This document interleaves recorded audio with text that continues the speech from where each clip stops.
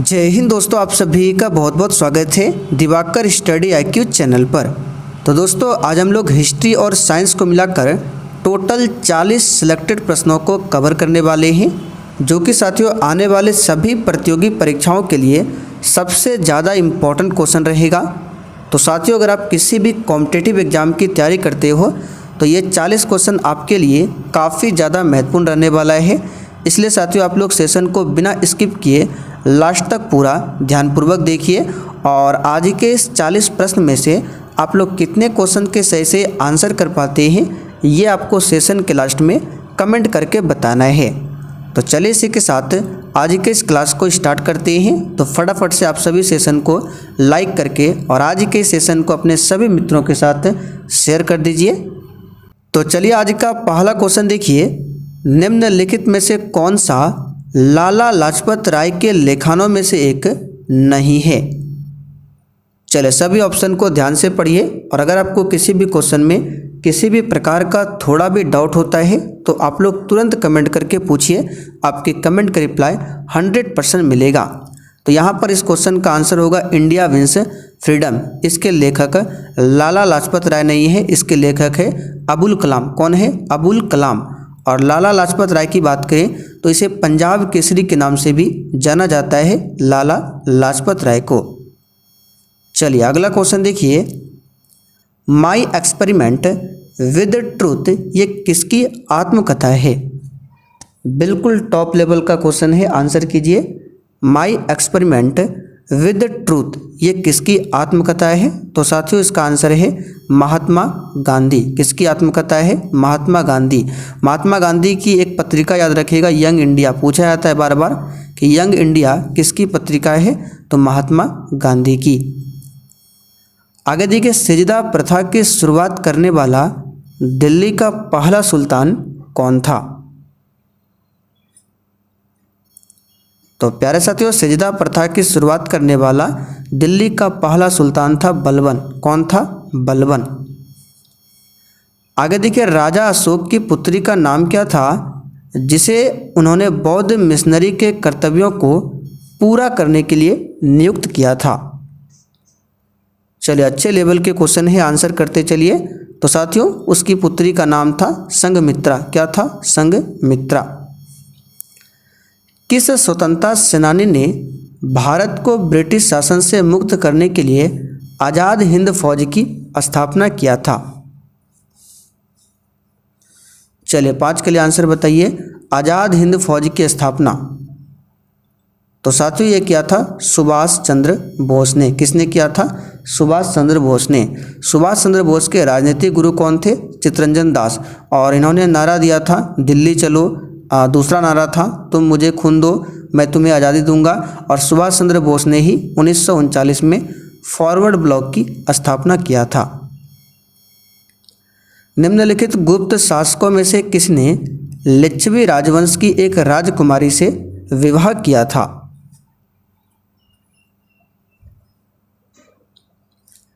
सही आंसर है चंद्रगुप्त प्रथम ने। देखिए सी ऑप्शन में दिया हुआ है। ब्रिटिश वायसराय लॉर्ड कर्जन द्वारा बंगाल का विभाजन किस वर्ष किया गया था? सही आंसर है 1905 में। 1905 में बंगाल का विभाजन हुआ था और 1906 में मुस्लिम लीग की स्थापना होती है। और यहाँ पे ध्यान रखना है, जब बंगाल का विभाजन हुआ था तो इसी के विरोध में 7 अगस्त 1905 को स्वदेशी आंदोलन स्टार्ट हुआ था। 7 अगस्त 1905 को पूछा जाता है क्वेश्चन कि स्वदेशी आंदोलन किसके विरोध में चलाया गया था? तो याद रखिएगा बंगाल विभाजन के विरोध में। और बंगाल विभाजन रद्द कब हुआ था? 1911 में। इन सारे फैक्टों को ध्यान रखिए। खानवा का युद्ध किसके बीच में हुआ था? चलिए अच्छा क्वेश्चन है, आंसर कीजिए। खानवा का युद्ध किसके बीच लड़ा गया था? तो प्यारे साथियों खानवा का युद्ध हुआ था बाबर और राणा सांगा के मध्य में। किसके मध्य में? बाबर और राणा सांगा के मध्य में हुआ था। चलिए आगे बढ़ते हैं। और कब हुआ था ये युद्ध? तो 1527 में हुआ था। खानवा का युद्ध 1528 में हुआ था। चंदेरी का युद्ध बाबर और मेदिनी राय के बीच में। फिर 1529 में हुआ था घाघरा का युद्ध बाबर और मोहम्मद लोदी के बीच में, और बाबर की मृत्यु 1530 में हो जाती है। निम्नलिखित राष्ट्रवादी नेताओं में से कौन देशबंधु के नाम से प्रसिद्ध थे? सिंपल सा क्वेश्चन है, आंसर होगा चित्तरंजन दास। चित्तरंजन दास। निम्नलिखित में से कौन से विश्वविद्यालय गुप्त वंश के शासक कुमार गुप्त द्वारा स्थापित किया गया था?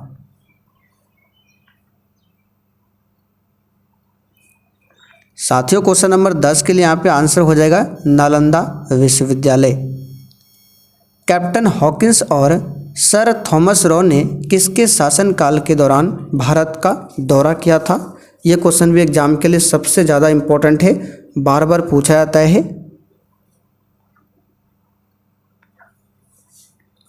तो यहाँ पर 11 के लिए जो आंसर हो जाएगा जहांगीर। आगरा में ताजमहल का निर्माण खालिस्तान में पूर्ण हुआ था।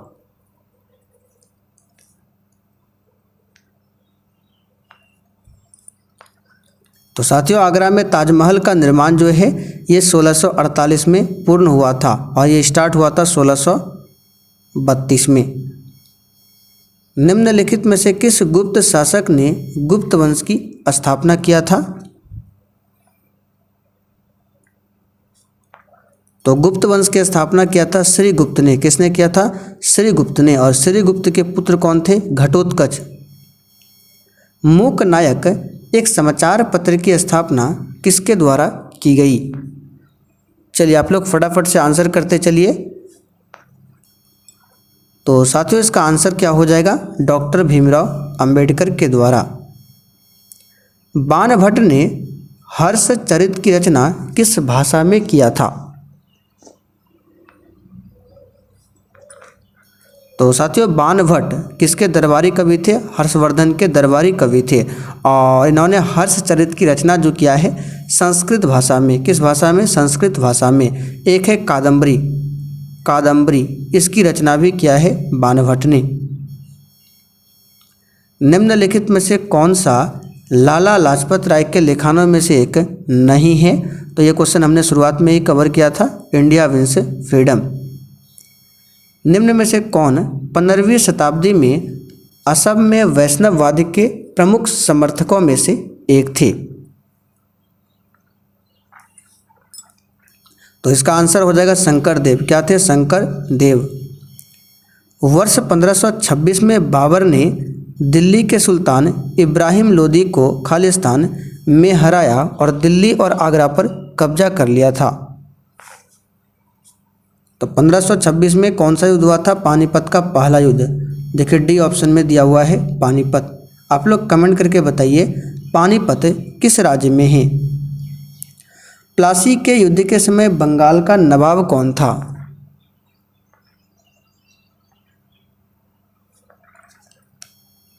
सही आंसर है सिराजुद्दौला। प्लासी का युद्ध हुआ था 23 जून 1757 को।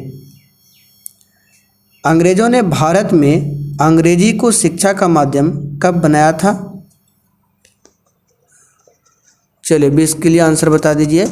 अंग्रेजों ने भारत में अंग्रेजी को शिक्षा का माध्यम कब बनाया था? तो इसका आंसर है 1835 में। नए भारत का पैगंबर किसे कहा जाता है? चलिए किसके लिए आंसर बताइए। ये सभी क्वेश्चन हमने पहले भी कवर किया है, इसलिए आप लोग प्रयास कीजिए आपका अधिक क्वेश्चन गलत ना हो। तो नए भारत का पैगंबर राजा राम मोहन राय को कहा जाता है। सत्य शोधक सभा के संस्थापक महाराष्ट्र में कौन थे? चलिए आज ज़्यादा डिस्कशन नहीं करेंगे, फटाफट से आंसर बता देते हैं। आंसर हो जाएगा ज्योतिबा फुले। गांधी जी का प्रिय गीत वैष्णव जन तो खालिस्तान किसने रचा था? सही आंसर है नरसिंह मेहता ने। किसे भारतीय बिस्मार्क के रूप में जाना जाता है? चलिए 24 के लिए आंसर कीजिए।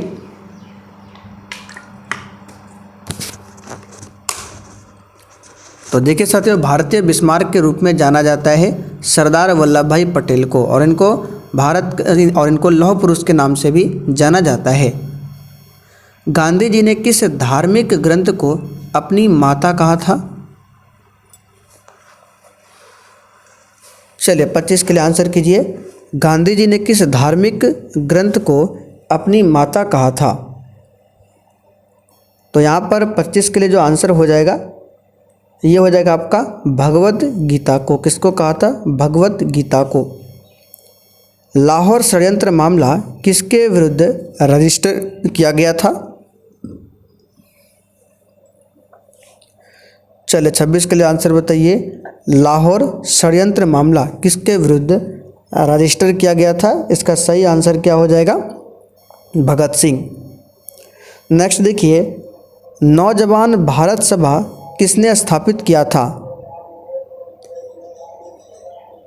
चलिए 27 के लिए आंसर बताइए। नौजवान भारत सभा किसने स्थापित किया था? तो साथियों ये क्या था? सरदार भगत सिंह ने। 1857 का विद्रोह किसने शुरू किया था? देखिए 1857 का विद्रोह, इसके बारे में हमने कल बताया था आपको रात 8 बजे की क्लास में, जो बिहार पुलिस की क्लास चलती है उसमें बताया था कि 1857 की क्रांति की शुरुआत होती है उत्तर प्रदेश के मेरठ से और तारीख है 10 मई। और इसको किसने शुरू किया था? तो इसको शुरू किया था सिपाहियों ने। निम्नलिखित में से किसने मद्रास में रैयतवाड़ी व्यवस्था को लागू किया था?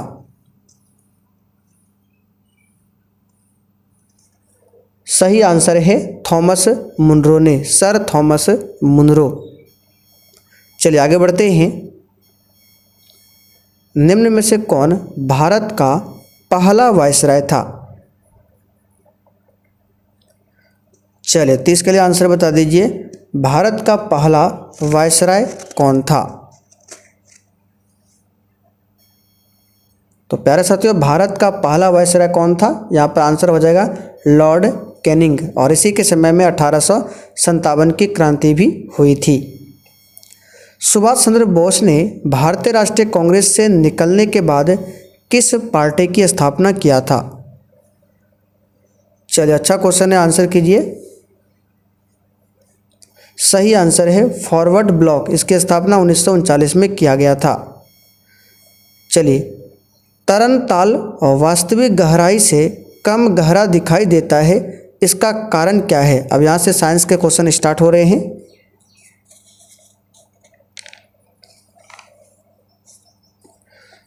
तो यहाँ पर 32 के लिए जो आंसर हो जाएगा आपका हो जाएगा अपवर्तन। अपवर्तन के कारण ऐसा होता है। 1 नैनोमीटर होता है। सोच समझकर आंसर कीजिएगा, क्योंकि यहाँ पे आंसर जो दिया गया है सेंटीमीटर में, ना कि नैनोमीटर में। आप लोगों ने पढ़ा होगा 1 नैनोमीटर बराबर 10 पर पावर -9 मीटर, और आप लोग हड़बड़ी में क्या करते हैं, सी आंसर को बता देंगे, जो कि बिल्कुल गलत हो जाएगा। यहाँ पे सेंटीमीटर में पूछा गया है। तो देखिए 10 पर पावर 9 मीटर होता है, इसको सेंटीमीटर में करेंगे तो मीटर को सेंटीमीटर में बदलने के लिए 100 से गुना करना पड़ेगा, और 100 को हम लिख सकते हैं 10 पर पावर 2। अब इसको सॉल्व कर दीजिए। 10 पर पावर क्या हो जाएगा? -9 में 2 को घटाना है तो -7। देखिए यहाँ पे दिया हुआ है, किस ऑप्शन में? बी ऑप्शन में दिया हुआ है। चलिए आगे बढ़ते हैं। निम्नलिखित में से किसने लेजर का आविष्कार किया था? सही आंसर है थियोडोर मेमन ने। ध्वनि का पिच किस पर निर्भर करता है? सही आंसर है आवृत्ति पर। प्रकाश के विद्युत चुंबकीय स्वरूप की खोज किसने किया था? सही आंसर है मैक्सवेल ने। ध्यान रखना है किसने किया था? मैक्सवेल ने। किसके कारण आकाश जो है वो नीला दिखाई पड़ता है? तो साथियों ये क्वेश्चन काफ़ी बार एग्जाम में पूछा गया है। प्रकाश के प्रकीर्णन की घटना के कारण ही आकाश का रंग नीला दिखाई पड़ता है। वायु शक्ति यानी कि विंड पावर, इसमें ऊर्जा का कौन सा रूप विद्युत ऊर्जा में परिवर्तित यानी कि बदलता है?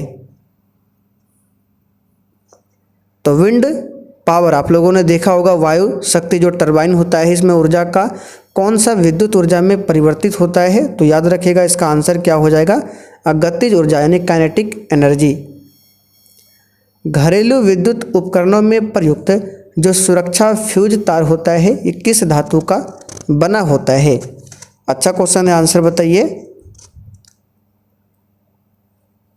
तो साथियों जो फ्यूज का तार बना होता है ये बना होता है किसका, तो यहाँ पर आंसर हो जाएगा जिसका गलनांक कम होता है। यहाँ पर बी ऑप्शन आपका सही जवाब है। ऑप्शन के अकॉर्डिंग आंसर करना था, गलनांक कम हो। निम्न में अस्थायी कण कौन है, सही आंसर है न्यूट्रॉन। डॉपलर प्रभाव किससे संबंधित है, ये आज का आखिरी क्वेश्चन है और इसका आंसर आप सभी को नीचे कमेंट करके बताना है। तो चलिए साथियों आज के लिए इतना ही, तब तक के लिए जय हिंद।